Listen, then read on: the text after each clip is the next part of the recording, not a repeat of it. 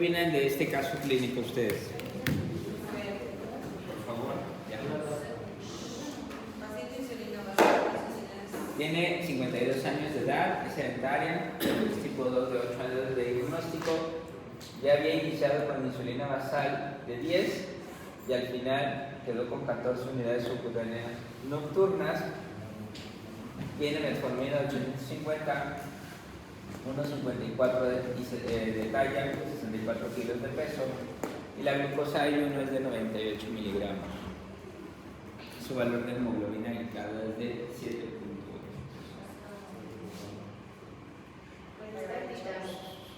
¿Está altita qué? La glicada y la qué? La glicada y la... Ajá, la de ayuno está en... No, está ¿Sí? Está limítrofe. ¿Cuánto lo quieren de ayuno, pues? ¿Cuál es la meta de glucosa de ayuno? Eso hay que establecerlo. ¿Cuáles son las cifras diagnósticas? ¿Y cuáles son las cifras para determinar? 80, 130. Una meta para el glucosa de ayuno. De 80 a 130. ¿Y cuáles son las metas de glucosa? Hemoglobina glicada ¿cómo? Menor a 7. Y entonces, ¿por qué está teniendo una glucosa bien de ayuno y la hemoglobina glucosilada se está alterando? Por las prandiales. Muy bien. ¿A poco sí? Oye, yo tengo una duda. Puede ser. El otro día estábamos en de pediatría y justo nos preguntaron eso. Y nos dijo el presidente que ahora no estoy seguro de que sea cierto, que se prefieren hemoglobina glicada mayores a 8 personas adultas. Bueno, pero hay criterios. pero es que nos dijo porque Y esa tiene meta no. facilidad, o sea, otros síndromes agregados. No, la verdad no me prefiero la ADA. Hay establecidos, sí hay recomendaciones de la ADA, que es lo que ahorita en la tabla, en relación a metas de control de un paciente que, dependiendo obviamente de condiciones de nivel de alerta, obviamente de ejecuciones de acciones de la vida diaria y obviamente condiciones de comorbilidad o pronóstico de vida. Si tenemos un paciente que tiene un pronóstico de vida de menos de 5 años, ¿para qué lo quiere menos de 6.5 de hemoglobina glicada? Y también depende de la meta de qué tipo de antidiabético estoy utilizando. Porque si estoy utilizando en un paciente de más de 80 años de edad que realmente es funcional y el valor de la glicada está en 8, pues puedo seguirlo bajando y no tengo ningún problema. Entonces no es así completamente categórico lo que está diciendo. Entonces no depende de quién es el paciente y qué funcionalidad y qué pronóstico tiene. Justo traigo, si quieres, un poquito más la tabla para que veamos lo que habla de si es un rango óptimo para el paciente adulto mayor dependiendo de las características. ¿Okay? Entonces, les debo repetir, si tiene una terapia que estrictamente no causa hipoglucemia, no importa que lo lleve a menos de 7% o cercano al 7%. Actualmente las condiciones de ajuste son para aquellas terapias de alto riesgo de hipoglucemia. ¿Cuáles son esas terapias de alto riesgo de hipoglucemia? Las sulfonilureas y las insulinas. Entonces ahí sí tendríamos que establecer una estrategia o una meta distinta para ese paciente. Específicamente la ADA dice como meta de control glucémico en general para todos los pacientes menos del 7%. Ahí hay una situación, no sé si lo preguntarán ahorita, de controversia. Menos de 7 estoy controlado, pero con 6,5 tengo diabetes. Es decir, llevo un paciente a 6,8, lo tengo súper bien controlado, chido, pero con 6,5 tengo diabetes. Entonces, ¿no ven que está incongruente las recomendaciones? Entonces, ¿qué sería? Menos de 6,5 también. Y menos de 6,5 aún estamos en condiciones de prediabetes. ¿Qué sería lo ideal?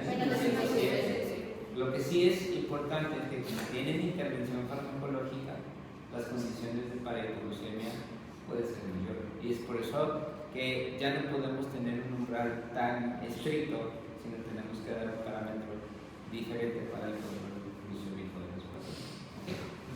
Por eso es que se tienen que mover las metas dependiendo de las características de los pacientes. Y efectivamente, como dijo su compañera, pues no son la hemoglobina glicada que refleja, refleja la glucosa, el promedio de la glucosa, o estima el promedio de la glucosa de 1 hasta 3 meses, de la mañana, de la tarde, de la noche, en cualquier momento del día. ¿Estamos de acuerdo? Entonces, no solamente me va a reflejar la glucosa, también la glucosa postprandial. Y es por eso que puede haber esas diferencias entre que mis valores de ayuno están saliendo normal y por qué mi glicada realmente no la estoy alcanzando. Y eso es interesante porque entonces el paciente requiere de más intensificación y ver en qué momento entonces estamos teniendo este descontrol para que el paciente, donde nosotros tenemos que intervenir. Es muy importante que este resultado total de la hemoglobina glicada es a los 3 meses de que ustedes hacen la modificación terapéutica. ¿Qué quiere decir? La dosis final de insulina basal fue de 14, pero de 14, del tiempo de uso de 14 ya tiene 3 meses. Y estos 3 meses me están reflejando 7.8%. Claro, si mi paciente tiene una semana de utilizar 14 unidades y está amaneciendo de 98 y tiene 7.8, me espero. El tiempo también es muy importante, por eso les digo, necesitamos primero identificar estos tiempos de toma de muestra, en qué momento se hicieron, cuánto tiempo después de haber estado su conducta terapéutica. Es por eso que las recomendaciones de la ADA son cada 3 meses la determinación de la glicada para entonces establecer modificación a la estrategia terapéutica si no se cumple la meta de control. Eso es muy importante establecer, ¿sí? Ahora es muy importante también aclarar que yo en pacientes de forma particular, a veces yo les pido las determinaciones de hemoglobina glicada a lo mejor al mes, pero sé que no va a ser un cambio del 100% de la glicada con la estrategia terapéutica, pero en un mes de tratamiento yo ya espero empezar a tener modificaciones de esa glicada, lo que me refleja es que mi selección terapéutica está funcionando, que lo que me requiero es tiempo para que realmente se modifique al 100% esta glicada, ¿sí?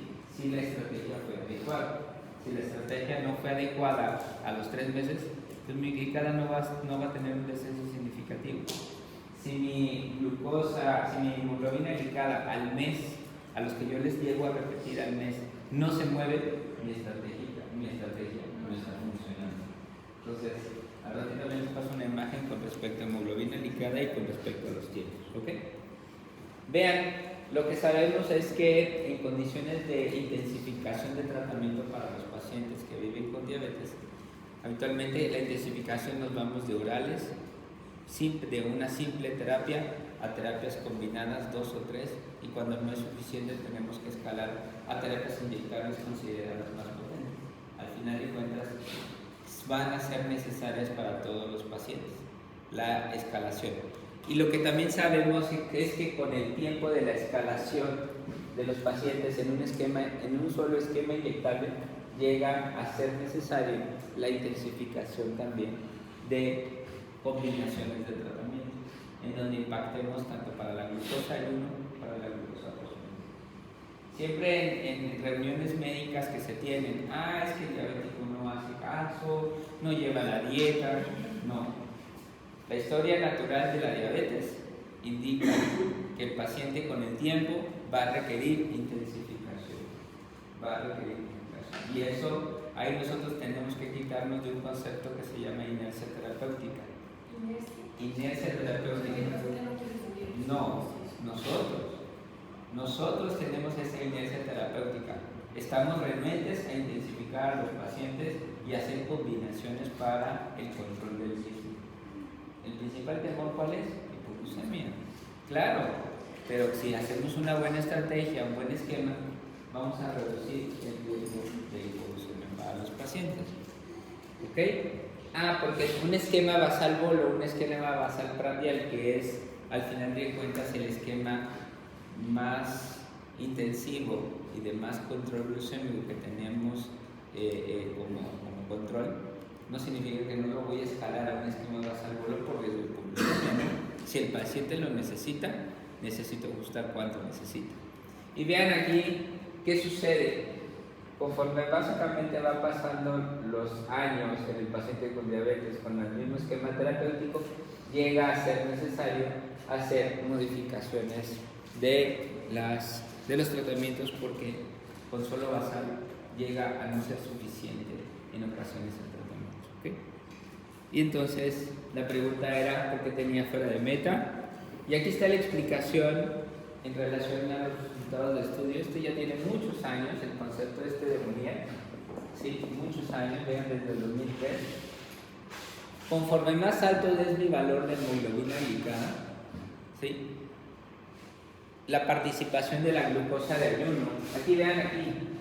O sea, del 100% de hemoglobina glucosilada está conformada por glucosa plasmática de ayuno y por glucosa postprandial. ¿Ok? Entonces, del 100% de la glucosa, de la hemoglobina glucosilada, entonces la conforman estos dos componentes.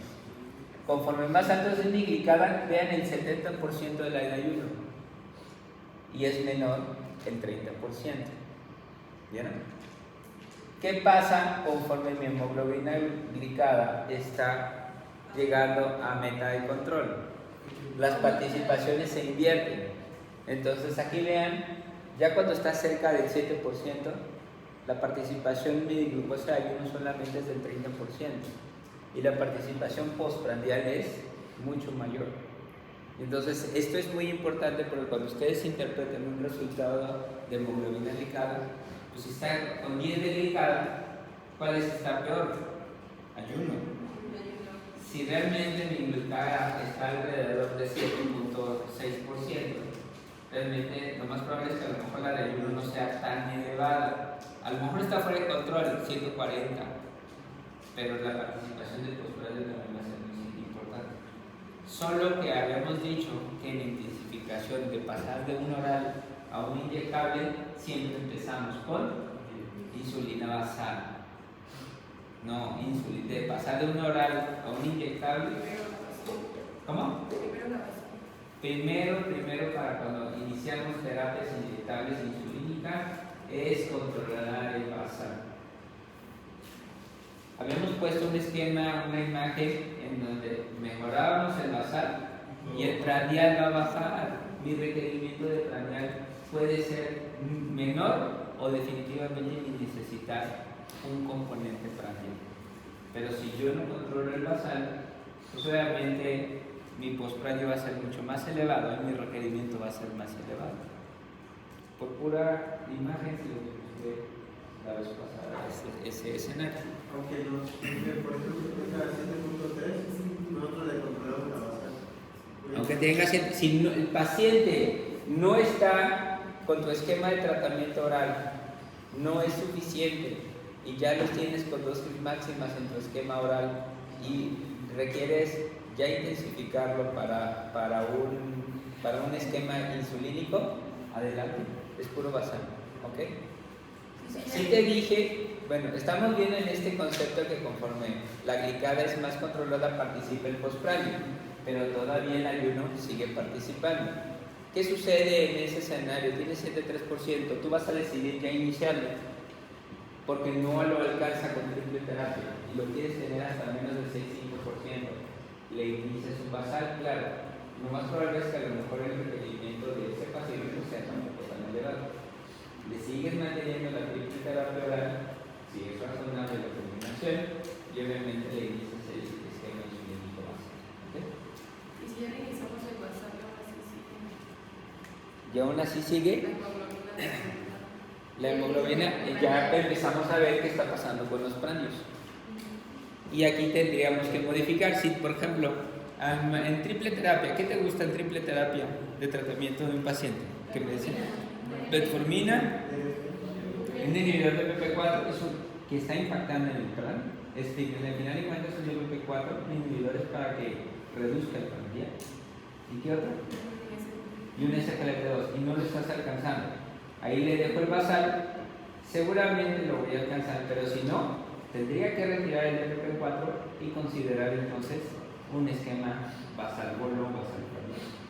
Pero ahí tiene que retirar el FP4, yo no figuraría, porque la potencia es mucho mayor del componente insulínico prandial. ¿Okay?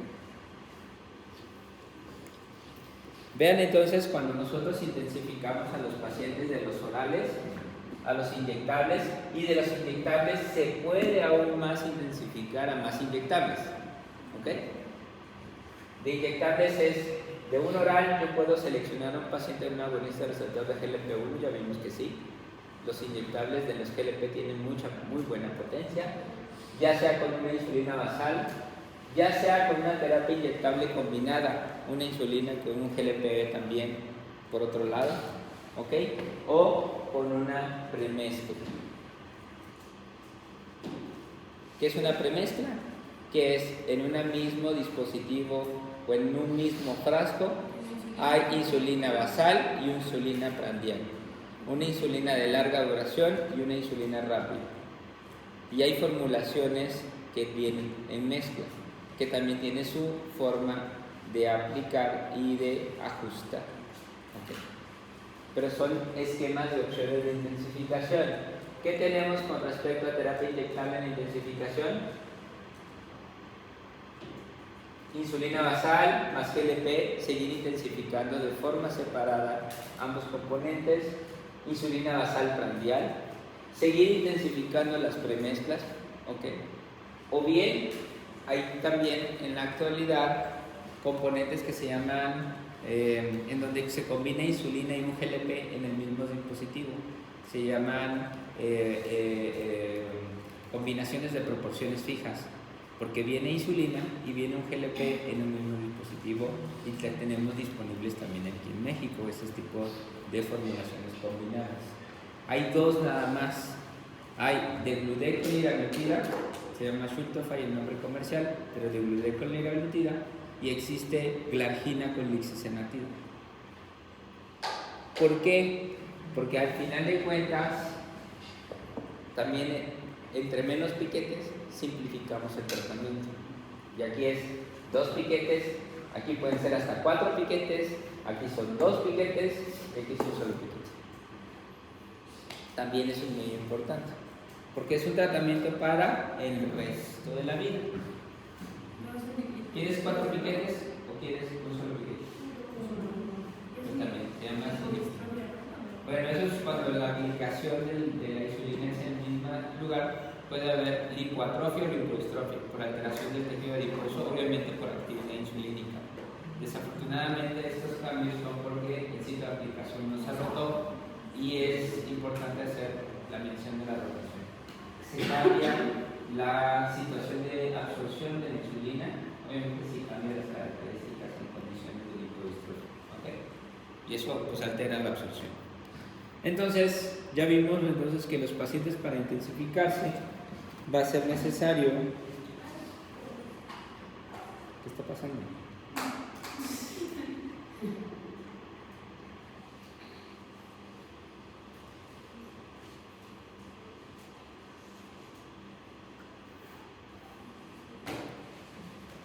Va a ser necesario intensificarlos a los pacientes, pues obviamente con un esquema ahora que actúe en un componente prandial. Vean aquí, existen 2: la insulina regular, la que conocen, la que ven normalmente, la regular, la cristalina, es insulina regular o insulina rápida, si lo conocen, ¿sí? Básicamente tienen también su mismo componente cinético. Esto lo habíamos mencionado con las insulinas basales.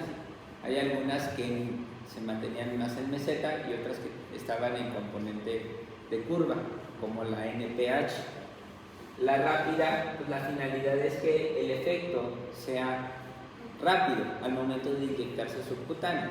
Claro, si lo llego al torrente circulatorio, pues no tengo que esperar. Por eso son algunas administraciones intravenosas.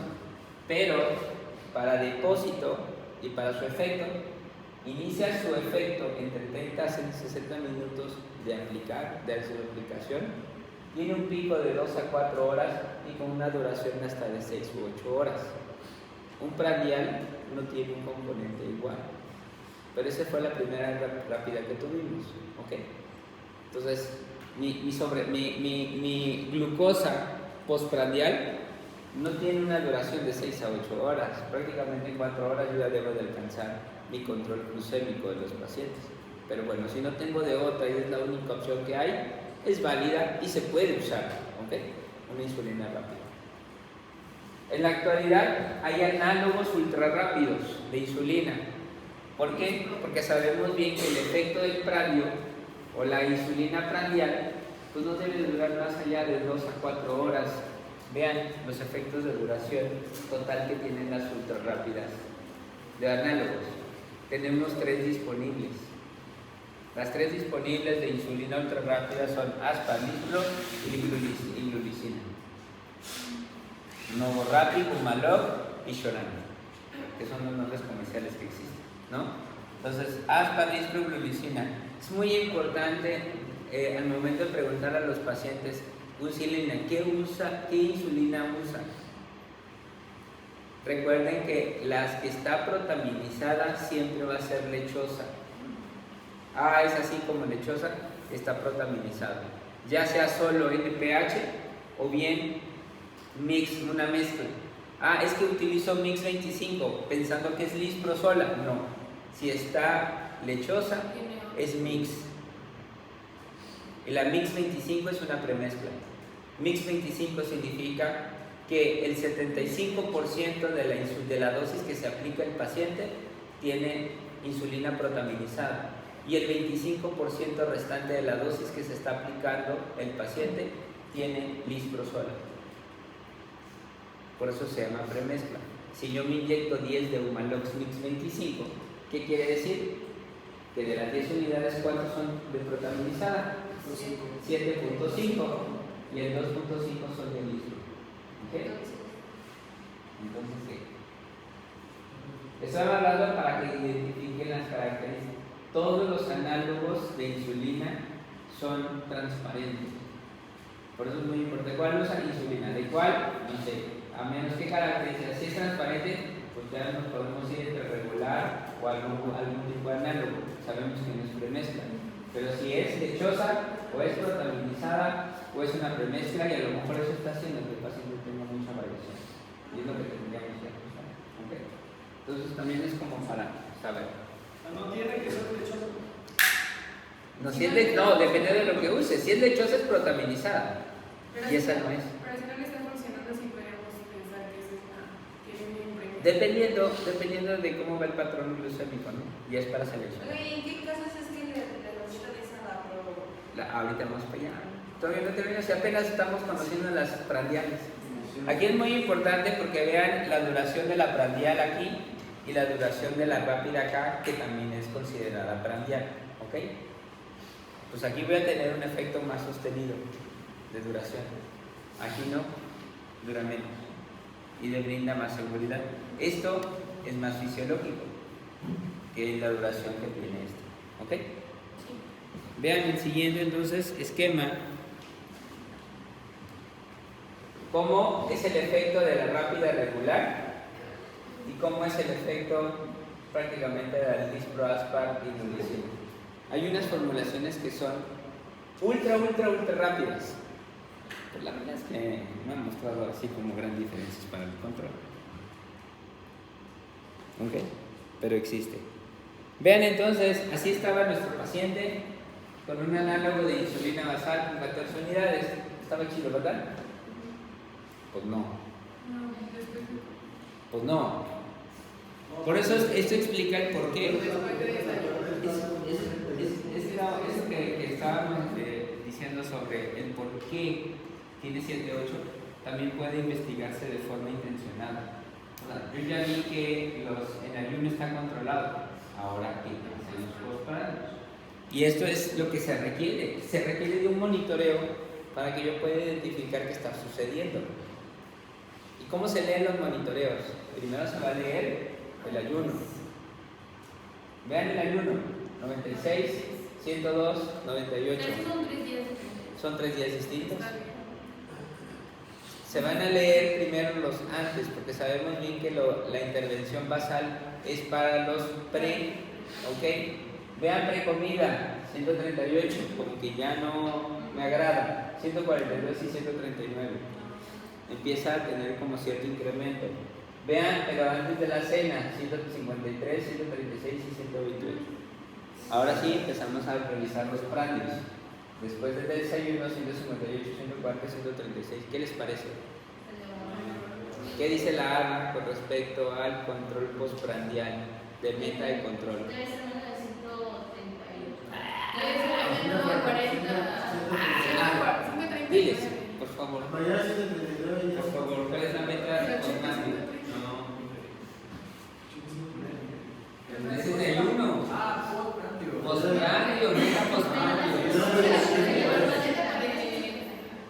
Una cosa es meta de ayuno y otra cosa es meta postprandio. Menor a 180. Hay guías que dicen hasta menos de 140. Otra vez, ¿cuál tomo? ¿Qué característica tiene mi paciente? ¿A dónde lo quiero llevar? ¿Okay? Sí, porque yo- Pero la meta de ABA dice menos de 180 en postprandio.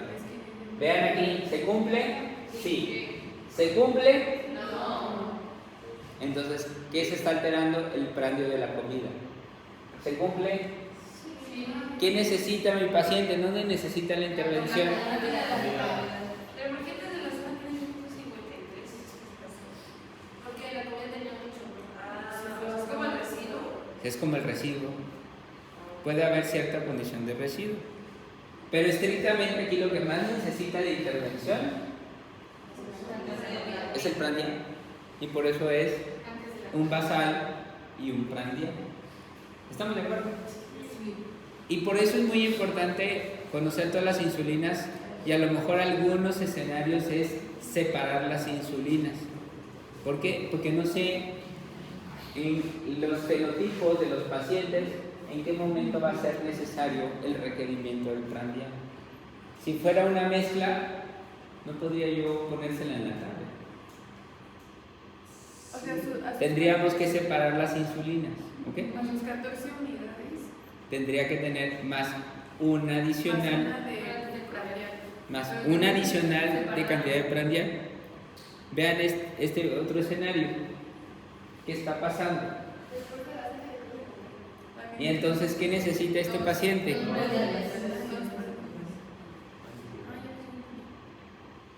Un basal y 2 prandiales, o un basal más 2 bolos. ¿Ok? El basal ya lo tenía 14, es el escenario de Erika. Y este paciente. Ahí va, espera, ahí va, allá. Nada más quiero que identifiquen los requerimientos.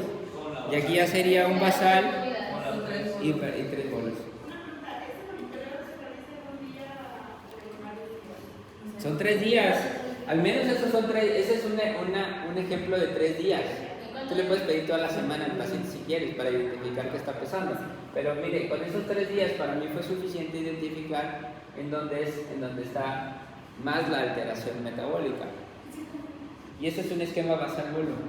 Ese es un esquema de intensificación, el que nosotros consideramos como el top del control glucémico, porque es un requerimiento de los 3 prandios por el desayuno, comida y cena y un componente basal para todo el día, pero requiere de 4 aplicaciones. Un basal, bolo desayuno, bolo comida, bolo cena. Entonces se dan antes del consumo. Sí, ¿por qué? Porque el efecto de los ultrarrápidos, si seleccionas LIS, PROAS para glucina, empieza a los 10 minutos. Por eso la recomendación para la aplicación de los prandiales es: tu plato ya tiene que estar servido.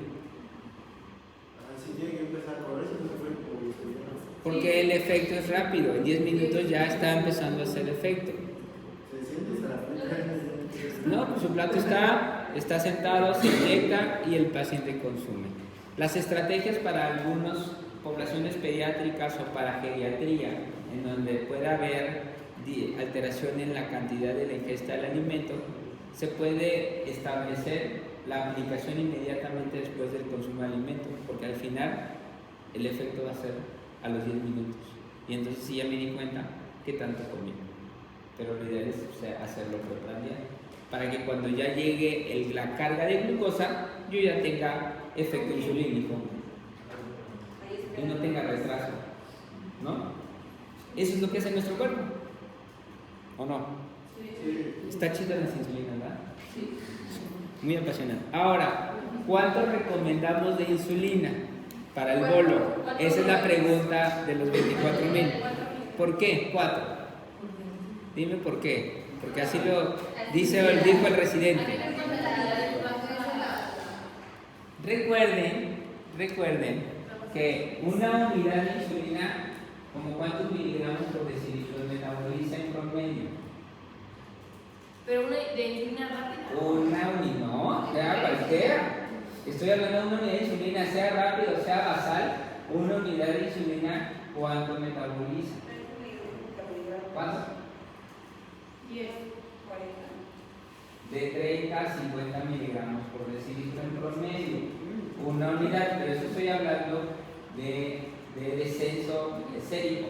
Ahora, en relación a porciones de alimentos, ¿cuánto metaboliza una unidad en gramos de hidratos de carbono que yo me tenga que consumir? Alrededor de 10 a 15. Estamos hablando de que por cada porción, que equivale a una porción de 10 a 15 gramos de hidratos de carbono, lo que trae una tortilla, lo que trae una rebanada de pan de caja, lo que trae una manzana, por ejemplo, pues va a requerir por cada porción una unidad de requerimiento en condiciones fisiológicas. Los pacientes con diabetes tienen resistencia y por eso es que los requerimientos cambian. ¿Ok? Pero esa es la idea. Tu desayuno, entonces, ¿cuántas porciones tendría que tener como normalidad? Como 4. Y es por eso que las recomendaciones van en ese sentido. Inicia con ¿cuánto inicio? Con 4. Porque mi plato habitualmente trae, ¿qué trae? 2 rebanadas de pan de caja, una fruta y a lo mejor algo de componente de leche, y eso ya te hace 4 porciones. No una torta. Si es una torta son como 8 porciones y el requerimiento va a ser distinto. Paciente que vive con diabetes tiene que tener equilibrio en su alimentación, aún sean días distintos, aún sean tipos de alimentos distintos, el equilibrio debe mantenerse. Y es por eso que si tú me haces modificaciones en los planes, pues va a ser muy difícil que yo te establezca un esquema completamente estándar y vas a tener variación. Pero eso no es lo mío. Digo, hoy desayunaste claras, te viste muy fit, claras, espinacas, y mañana te echaste unos hotcakes. No, hotcakes. No tiene nada que ser, es cereal, es glucosa. Y leche. Me explico la importancia y la variación que existe con los pacientes. Y eso nosotros tenemos el conocimiento con respecto a la distribución del alimento del paciente. Nada más porque se le antojó. No, muy mal. No quieres a tu familia. No quieres oír el señor. Sí, no hemos visto los chorizos. Ah, muy bien. ¿Con una tortilla? ¿Una tortilla? ¿Sin tortilla? Ah, muy bien. ¿Y cereal? Pues ya es la... Mira sus caritas. Yo ahorita voy en una dieta cetogénica. No he comido nada de carbohidratos. De carbos. ¿No le damos hambre? Estoy posguardia. Estoy posguardia. Unas papitas. Estoy posguardia. Tuve guardia anoche. ¿Qué? Yo tengo que supervisar. Y tengo que regañar. Y tengo que ver que se hagan los procedimientos. En un piso de medicina interna de 100 camas. Oiga, ¿dónde lo podemos tener en nuestras guardias? 100 camas. ¿Y cuántas ocupadas? Oiga, ¿entonces lo podemos tener en nuestras guardias? ¿Vamos a intentar conocer? Entonces, pues si te dan permiso, sí. Pues Pero sí. no quieres. Estamos aquí, madre. Pero es que yo no estoy aquí en medicina interna. ¿Dónde está? La 48 está pasando. Ok. Entonces vean cuáles son las recomendaciones también con respecto a las aplicaciones de insulinas prandiales. Les estoy dando todos los tips y todo el top de las insulinas. Ustedes van a tener todo el poder del mundo, créanme. Ustedes ante los demás los van a barrer y trapear allá afuera. De verdad, al residente pregúntale cómo insuliniza y te lo vas a poder barrer y trapear. Ok, vean aquí las condiciones de intensificación dosificación, porque también los prandiales se van a dosificar si no me está siendo suficiente la dosis del prandial. Pero obligadamente tengo que medir el valor de la glucosa postprandial para decidir. Vean las recomendaciones. Puede iniciarse usualmente 4 unidades, porque ya dijimos que el plato habitualmente va entre 3 y 4 porciones de hidratos de carbono. Y ajustar con 2 unidades cada 3 días hasta que la glucosa plasmática del postprandio se encuentre en el rango que estoy estableciendo como meta de control de estos pacientes. Pero si lo alcanzan con las 4 unidades, Ya no lo aumento, ¿no? Y ahí se queda con las 4. No quiere decir que se las voy a quitar. Ah, ya mejoró, que la quito. No, se mantienen las 4. No lo estoy alcanzando, me sigue por arriba de 180. 4 suba 6. De 4 suba 6.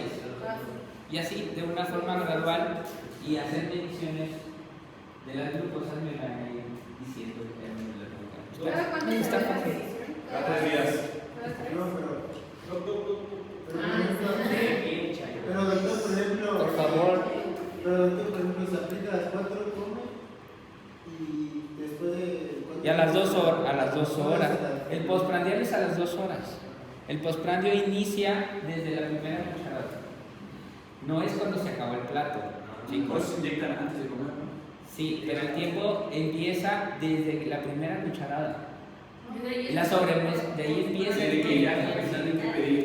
Entonces, la sobremesa no tiene que ser más allá de 20 minutos. Pues a las 2 horas se mide otra vez la glucosa. Y en caso de cuando descarguemos presente hipoglucemia, ¿qué hacemos? ¿Cuándo qué? Cuando escalamos de 4 a 6, pero en los 6, presente hipoglucemia lo va a... Es medio raro porque es una condición prandial, pero si presenta lo vuelves a bajar a sus 4 unidades. ¿Y cuándo lo volvemos a hacer? Dependiendo si tu monitoreo se está demostrando. Si existe mucha variación de altas y bajas, mide el alimento. ¿Por qué? Le puede pasar lo que está pasando en lo que reproduce en el ejemplo hace un instante. Ahorita fueron claras con espinaca, no tuviste ninguna ingesta de azúcar. Y al día siguiente te comiste unos oxidades con la avena y maple, pues no te va a alcanzar las 4. Pero eso de qué se trata? Pues no es mi dosis, es su equilibrio real de alimentación.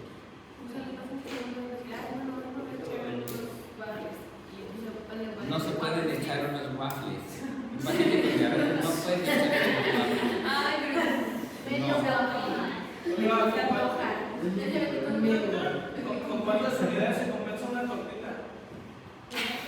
Por eso te estoy diciendo, en relación a las porciones de hidratos de carbono, si una tortilla equivale a una porción, media rebanada de bolillo sin migajón equivale a 2 porciones, pues si te comes toda una torta son como 8. ¿Cuánto del propal? ¿Ah? ¿Cuánto del propal? ¿Y el migajón? ¿Cómo que son 8 del puro pan? 8 de ¿Y la puro pan. milanesa? Más si le pones mayonesa, más si le pones queso. No más allá de 40 gramos de hidratos de carbono. Para sus tiempos de alimento, para desayunar, para comer o para cenar, no necesita más. O sea, una tortilla. No, 2 en cada día. 2 y una fruta, cuando mucho.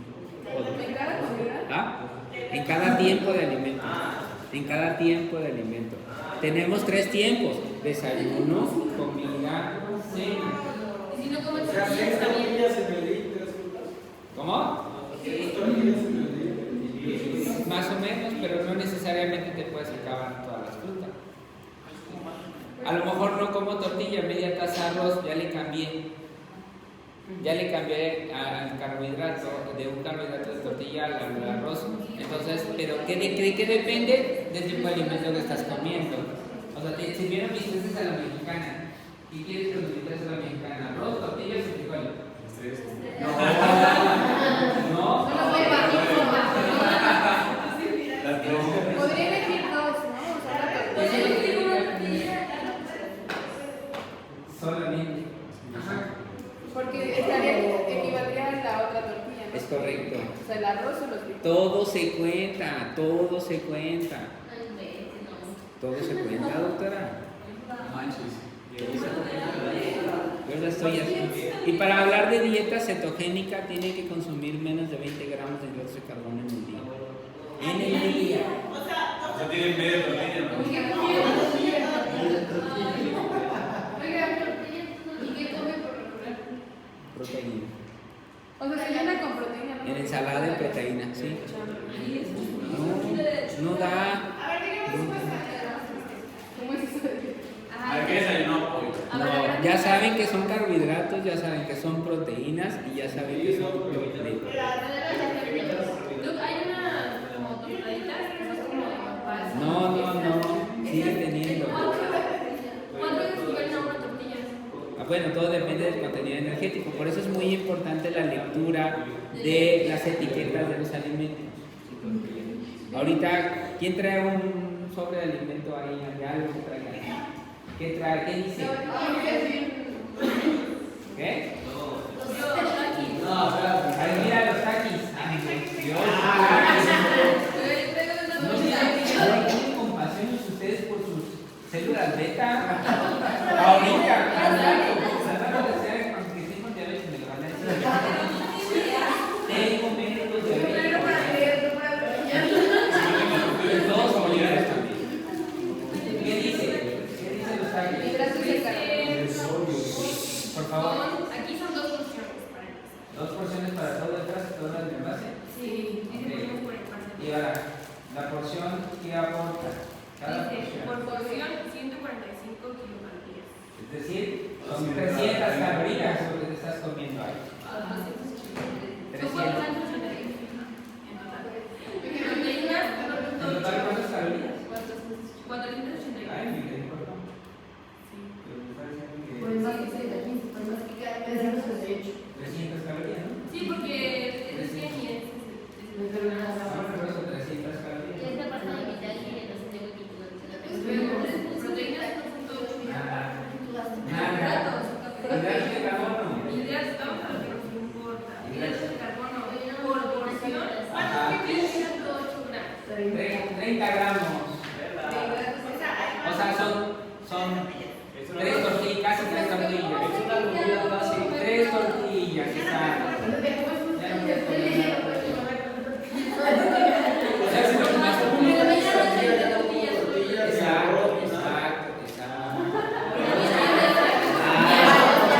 No lo vas a lograr. Ya desayunamos.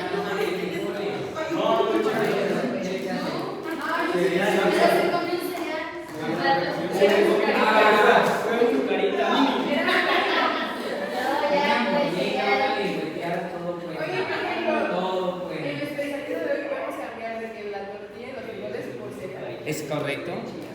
Oiga, doctor, por ejemplo, un día que yo no coma nada de eso,